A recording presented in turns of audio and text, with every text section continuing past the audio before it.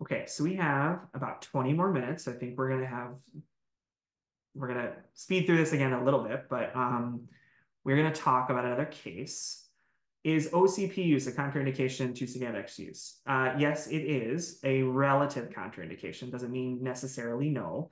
So Sugammadex can bind to the hormonal oral contraceptives. You can give it to a patient who is on OCPs. You just need to tell them to use another form of contraception for 7 days post the Sugammadex because it can prevent the utility of the OCP. Should we use a lesser dose in renal failure, a lesser dose of Sugammadex or of any other medication? So Sugammadex, I think there's different thoughts on this. When I first was using Sugammadex, we would avoid it altogether in patients with renal failure because it is excreted in the kidneys, and there was a lot of talk regarding the Sugammadex binding to the rocuronium and that uncoupling, and then seeing a rise in um, muscle weakness in the recovery room. It is cleared by dialysis, so I think there's a little less concern with that. I typically don't use a lower dose. I typically dose based on the my twitch response. So there's a 2, 4, and 16 milligram per kilogram dosing based on how many twitches you have.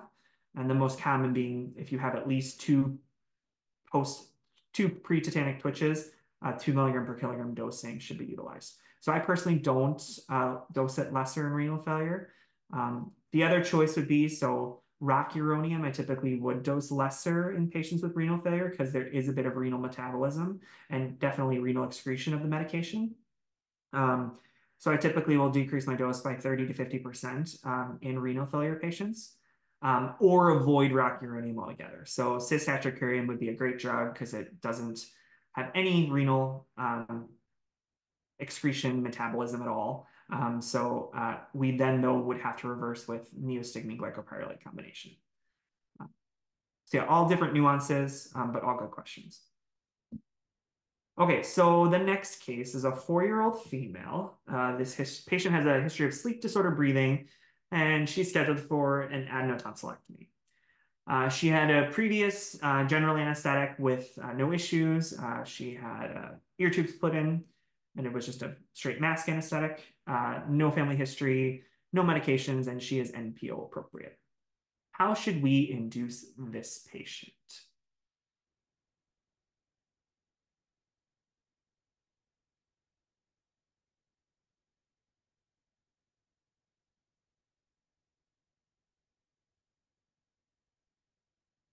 SIVO, SIVO. Okay.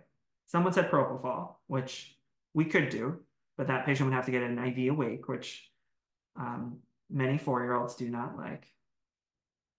Ketamine, you could give a dose of IM ketamine to the patient, but it might be a little overcooked because the patient would have to get a shot of ketamine. So SIVO. So I would do an inhalational induction. So someone mentioned nitrous oxide. So I would do inhalational induction with high flow of sevoflurane. So 8% is the highest dose of sevoflurane we can get. Um, I would do 100% oxygen. My practice recently has changed.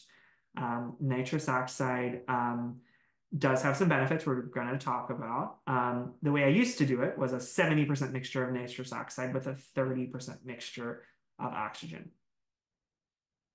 So there are, and I can mention this now, there are only 3 gases that we utilize in general anesthesia. So oxygen, so 100% oxygen, nitrous oxide in varying doses, and medical grade air. So sevoflurane is not a gas, it is a vapor.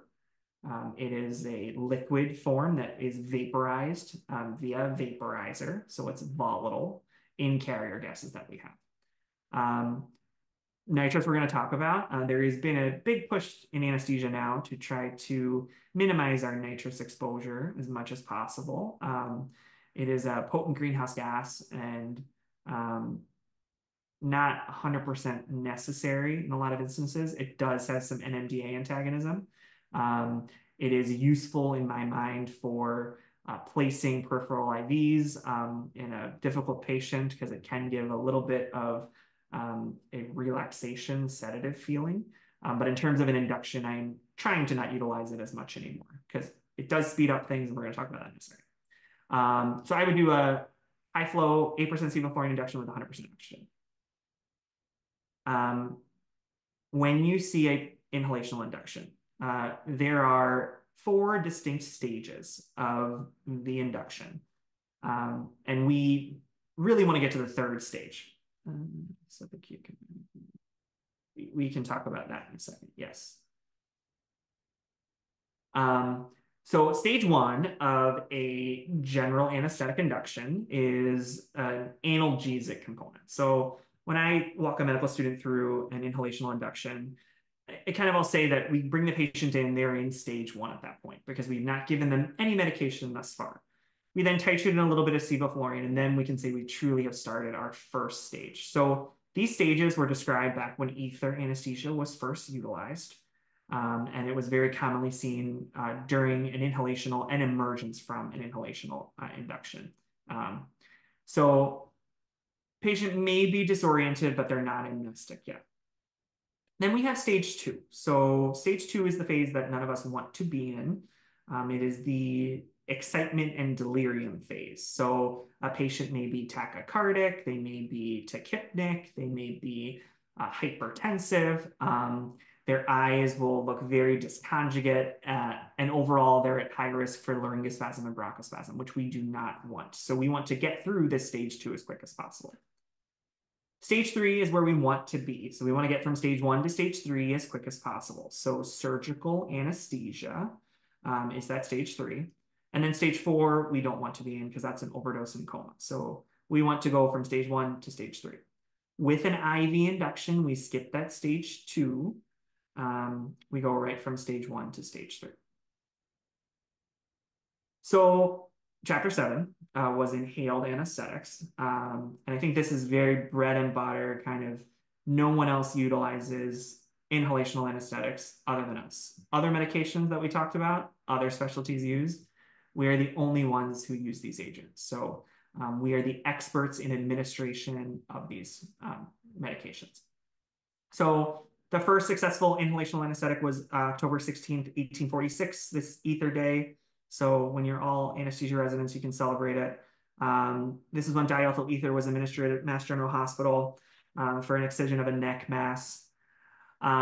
We are now at April 1st, 2024. We don't use ether anymore, but we use medications that are similar.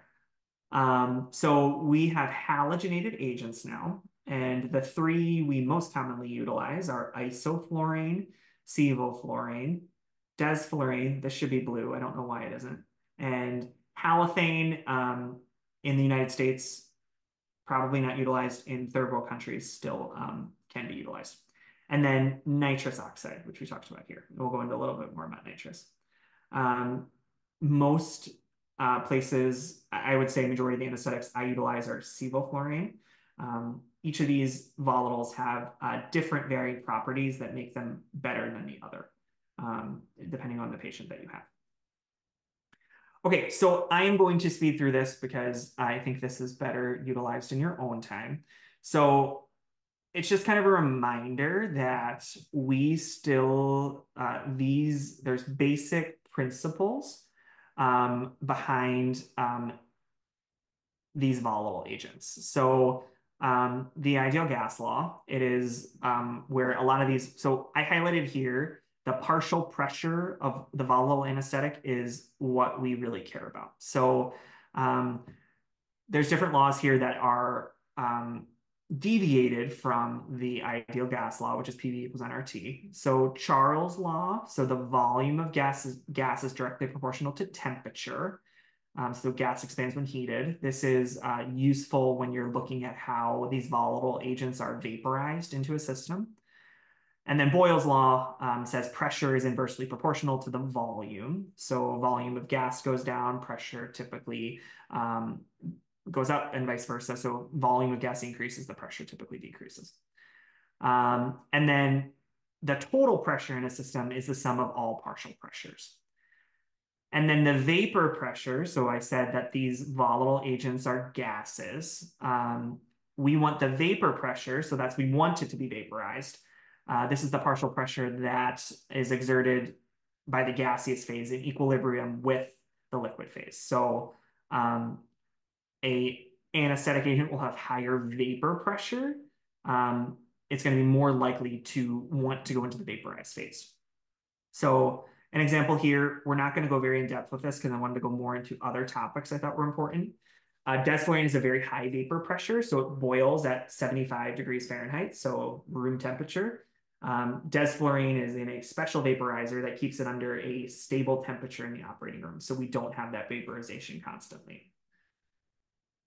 So feel free to review this on your own time, but a lot of the concepts we're going to talk about are based on these simple concepts we're talking about here. Okay, so there are different coefficients that they've talked about. So there are two that in my mind are the most important. So the blood gas coefficient and the oil gas coefficient. They mentioned in Miller it was the brain blood coefficient. When I learned it, it was the oil gas coefficient. They're the same thing. So the blood gas coefficient, we want at times uptake of the alveoli into the blood, and at other times we don't want that uptake. So if you have a low blood gas coefficient, the anesthetic agent is less soluble. So we're going to see a remainder of the anesthetic agent stay in the alveoli and not go into the bloodstream. And for a concept called an FA-FI ratio, which is on the next slide, we're going to see a faster induction and a faster recovery. For other agents, if you have a higher blood gas coefficient, the agents are more soluble. So there is higher amounts of anesthetic that are needed to reach partial pressure in the blood. So your induction is going to be slower and your recovery is going to be slower. So here it shows here at the top, we have halothane, which again, not very clinically utilized in the United States, isoflurane and desflurane, and each of the blood gas coefficients are listed here. So the lowest blood gas coefficient here is desflurane at 0.45. Desflurane is very, very insoluble. So you need less desflurane. So right here, 0.9 milliliters of desflurane to reach a partial pressure of 15 millimeters of mercury, which in this instance, they're trying to say is your steady state equilibrium of general anesthesia. The other coefficient that's important is the oil gas coefficient. So this is talking about how lipid soluble an agent is. So the more lipid soluble something is, the more likely it's going to cross the blood-brain barrier to have an effect on the central nervous system, which is what we want. So a high oil gas coefficient, the agent's more potent, and a low oil gas coefficient, it's a less potent agent. So I mentioned the FA-FI ratio. So this is FA is the fraction in the alveolus, and the FI is the fraction of inspired gas that you have. So when we're inhalationally inducing, we want to increase the partial pressure in the alveolus to increase then the partial pressure in the brain and spinal cord, because that's where we want to see the anesthetic effect.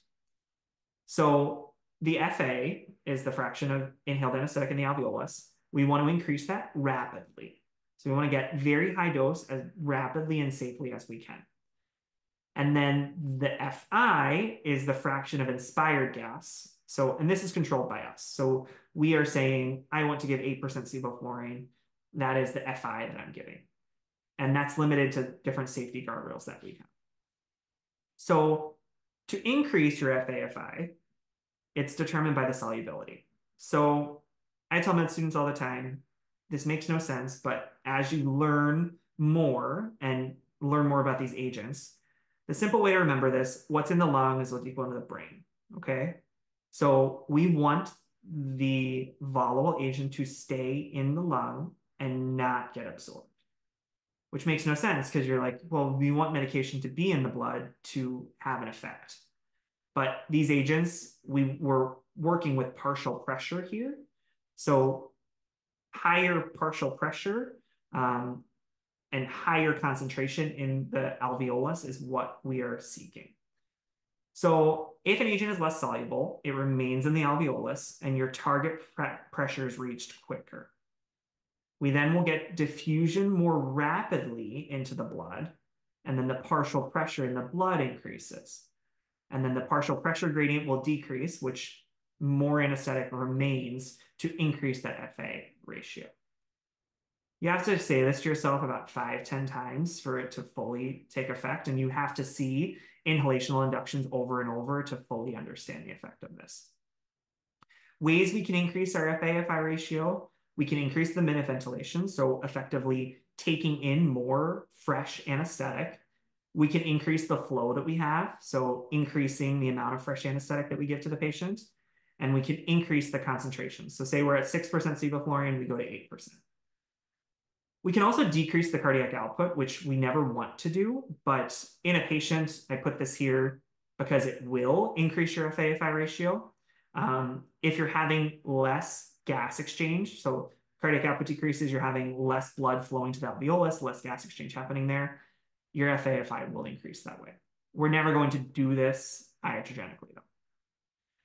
Right here, this is a little graph. This is from Morgan McHale, so another one of the textbooks that you likely will read in residency. It's showing the FA-FI ratio and how quickly the induction will happen. So halothane here is the lowest, so a very soluble agent comparatively to desflurane, which is the purple line. You see induction much, much quicker and much more rapidly. Nitrous oxide is listed here, and we'll talk about that in a second. Okay, so nitrous oxide. So great things. It is typically a very well-tolerated drug. It is being utilized more readily now in labor analgesia, and I think less so in the operating room as a combination. When I was a resident, at times we would run a 50-50 mixture of air and nitrous oxide because we do see some MAC additive effects to having nitrous oxide on board. So nitrous oxide has two different specific qualities, and they kind of mean the same thing, but different things at the same time. But when I describe it, you're going to be like, well, this is the same thing. So nitrous can concentrate. So the concentration effect, let's say are giving 70% nitrous with 30% oxygen. There is a large amount of alveolar volume taken up by nitrous, so 70% of that. Nitrous likes to expand in small spaces. It then diffuses across the alveoli, is absorbed into the bloodstream, and the volatile amount that's listed there, so say we're running 8% sevoflurane, is concentrated. This can rise our FA-FI because the alveolar concentration is higher, so it increases our induction speed. In similar line, there's another concept called the second gas effect, which the decrease in alveolar volume offsets the uptake of the volatile. So it's not letting the volatile get bumped off as readily. So the concentration is then increased. So I made this little diagram, and I used volumes here because it made a little more sense to me than pressures.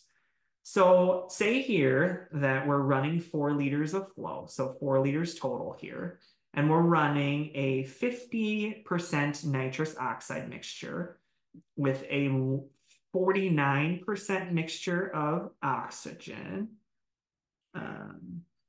We are a couple minutes past 7. Okay, I'm going to keep going because I think there are 3 more slides, and then I can answer any questions. So 1% sevoflurane, so that's our whole 100% mixture. Nitrous then is uptaken by about half of the alveolus. So we then have a mixture of 65.3% oxygen with 33% nitrous. And there you see that our sevoflurane concentration is increased to 1.3%. We then are putting new fresh gas flow in, and our ending mixture is a mixture of 1.25% sevoflurane. So that FA is increased. So nitrous, the MAC of nitrous is 104%. So meaning you are never going to get to a full MAC with just nitrous oxide. You need to administer it with other medications. Nitrous has very high partial pressures, meaning it's going to diffuse readily into small spaces. So we avoid it in certain instances here.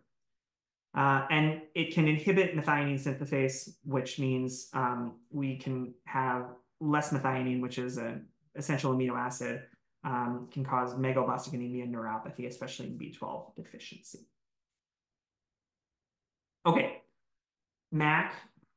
This is, I promise you, the last 3 slides. So MAC is the other term that we utilize when describing volatiles. So the minimum alveolar concentration. So this is the concentration that's necessary to prevent movement in response to surgical stimuli in about 50% of the patient population. So you take a group of 10 patients, we say at 1 MAC, 50%, so 5 of those patients, will be immobile to surgical stimuli.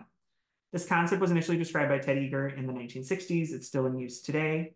So a MAC of 1, it's different concentrations of each, and I put them down here at the bottom. So let's take sevoflurane, for example. You're going to see these vary based on the textbook that you read, but 2.1% of the volume of the gas mixture you're giving. If you're at that, you are at 1 MAC. MAC can correlate to how awake someone is. So about 1/3 of a MAC, so 0.3 MAC, 0.4 MAC, depending on the agent you're running, can be considered MAC awake. Another term, MAC bar. So this is when we start seeing hemodynamic changes. It typically is 1.5 times the MAC that's listed here. So different things can affect MAC. So things that it can increase the MAC that we need in a patient to prevent movement. Different medications, so think of all stimulant medications. Age, so very young infants. So we see typically a lower MAC at neonatal level, which then profoundly rises until 6 months and then kind of comes down to normal level by the time they're toddlers. Hyperthermia, hypernatremia, decreased MAC, so think of things that are going to make it less likely for a patient to move. Any anesthetic medications, so we give opioid, we give benzodiazepines. Someone who's older, someone who's anemic, someone who's already hypercapnic, they likely are going to need less to prevent movement.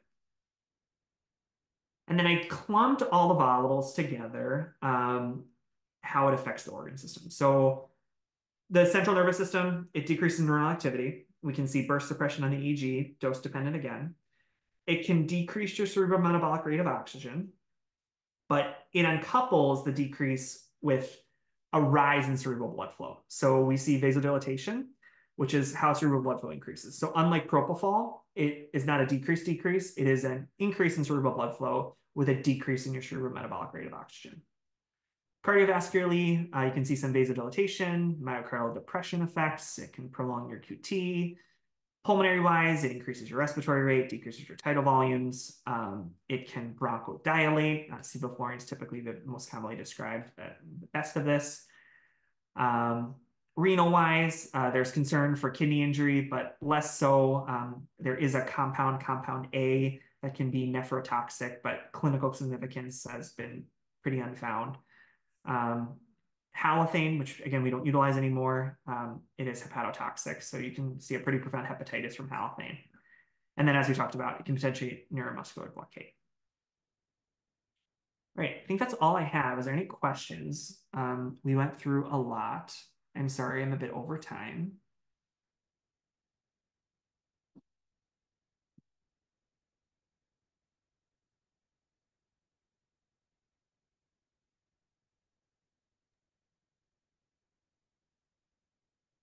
Excellent presentation, Dr. Shaw. I really enjoyed listening to that. That was a great refresher, even for a seasoned attendant like me.